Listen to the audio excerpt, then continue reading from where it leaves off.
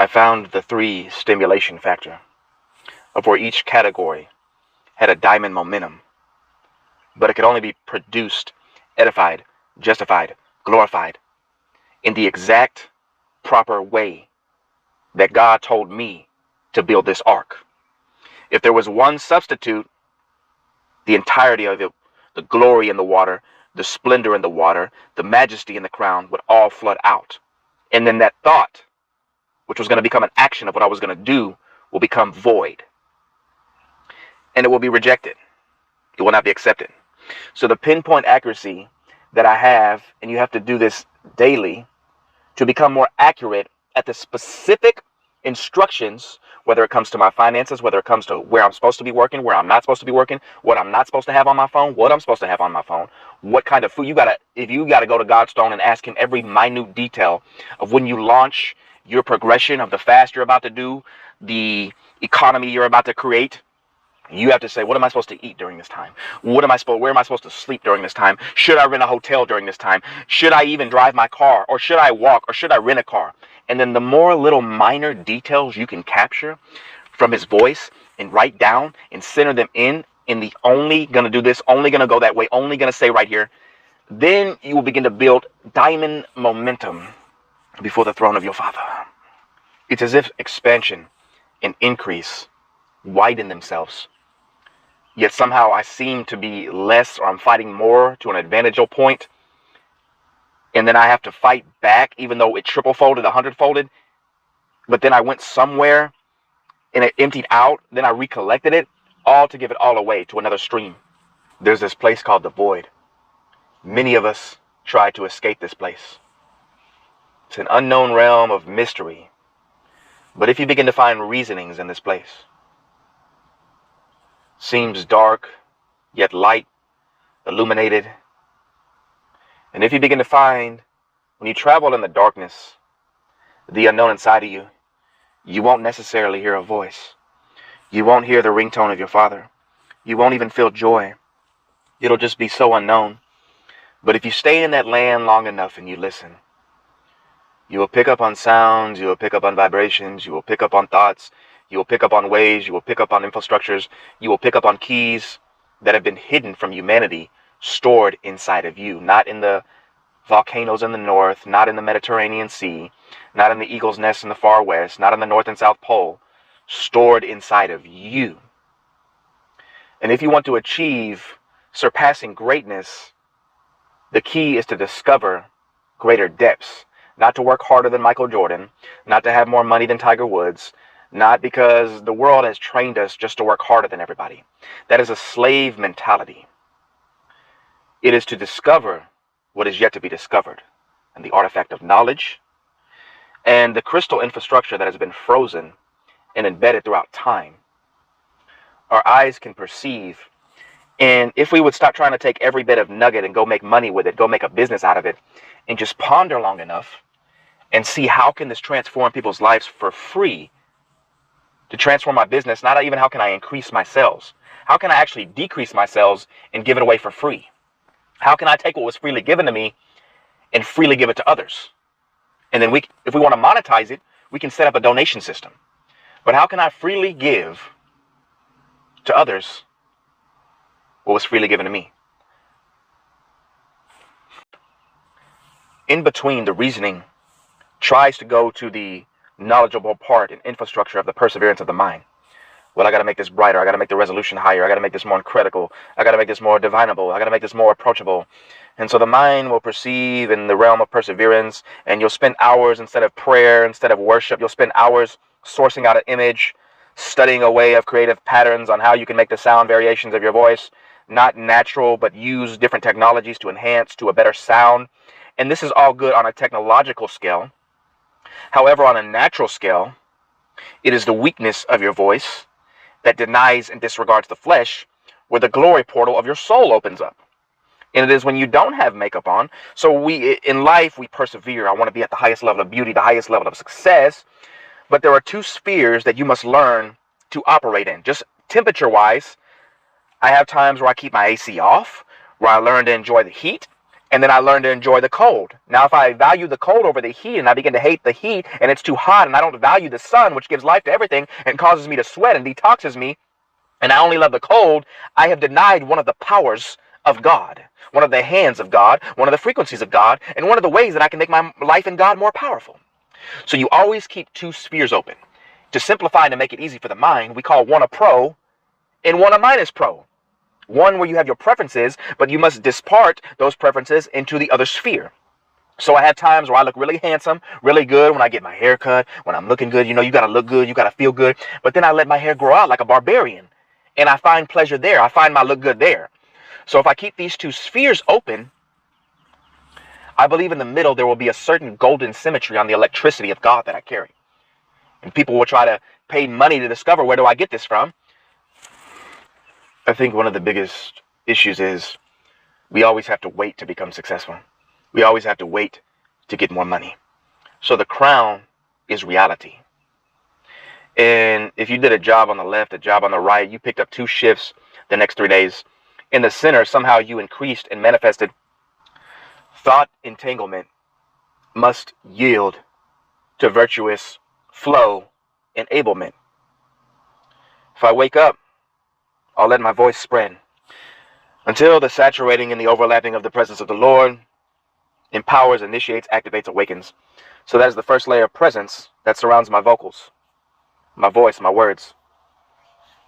And then as I continue in the flow, I will be more immersed into the depths of the waterfalls of nostalgia. Then the boats in my spirit will begin to flow into the caves, and some will get gold, some will get diamonds, some will get platinum, knowing that none is more valuable than the other. Because in the human intellect, there is a competition going on in humanity. In the human intellect, there is always a verse in comparison.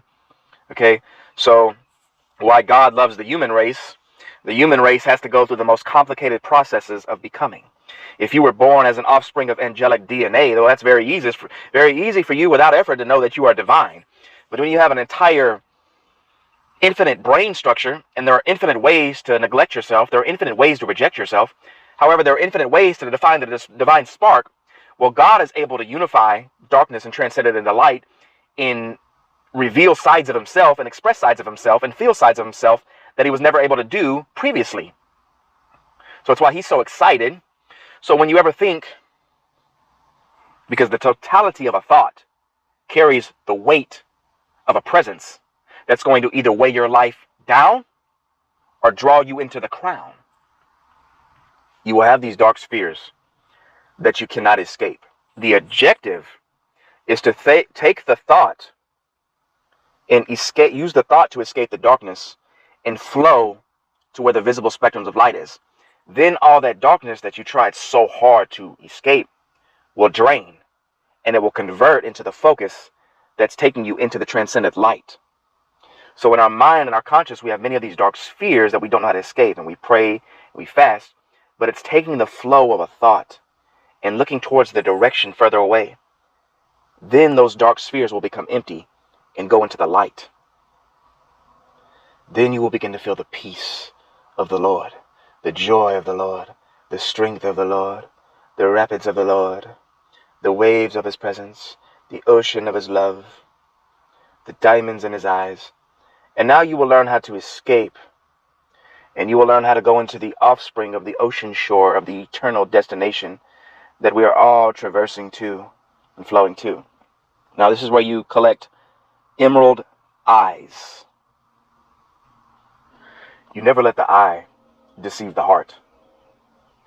Anytime you are in the midst and you look at somebody as a distraction, getting on your nerves, then the eye goes against the man and the heart becomes perverse. And so you have to be in a place, and whenever your operation, if you have preferences, you cannot see the human race, those that Jesus has died and shed his blood for, as interruptions. Or you in the void focus, and that becomes the evil eye. And I've been working on this for years, and I'm just starting to partially discover the things that I have been doing have not been righteous. And so anytime you look at somebody, you've downcasted them with your vision, and you have twisted the heart. So you must learn to exercise pure love in your vision. and your thoughts towards others at all time. You must yield to the virtue of this practice. Then you will be freer and freer, because expansion is in the heart. But the heart is connected to everything else, the eye, the vision. So if you just speak about the heart in separation from the eye, you're not thinking in the terminology of unification. And so you won't know that that affects the other. And it downcasts both. And even though you do so much work unto the Lord, you're not persevering like a triathlon athlete, football champion, with 16 helmets, 16 crowns, 16 rejoicing sticks, the nations of the universe as cheerleaders unto your crown. Study your own voice. You are more intimately intrinsic, connected to thyself than anybody else. And if you can learn to be your own best friend, if you can learn to be a multi-billionaire inside of yourself, if you can learn to find the riches inside of yourself, for the kingdom of heaven is inside of you, if you learn how to unify yourself to the King, because our physical eyes are always looking to everyone else, everything else. But the purpose of that is just to unveil that you are one with everything else. And to see the entirety of you in somebody else with no separation is the divine virtuous aspect of the first ratio of man's creation and production. And that will unswirl mysteries unto you that will cause you to walk into golden Shekinah stratospheres. I believe that laboring in the Lord and working under man are two different ratios that we must align with righteous perspective.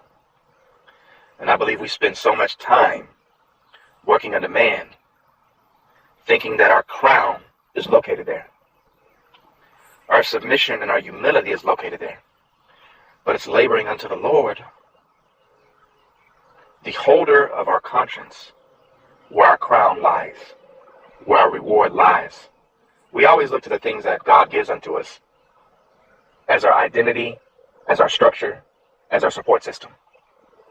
And this is why we have erred and made so many golden calves without realizing it, and have esteemed things above serving Jesus Christ unknowingly, because we have put the crown and apple of our eye upon money, upon things.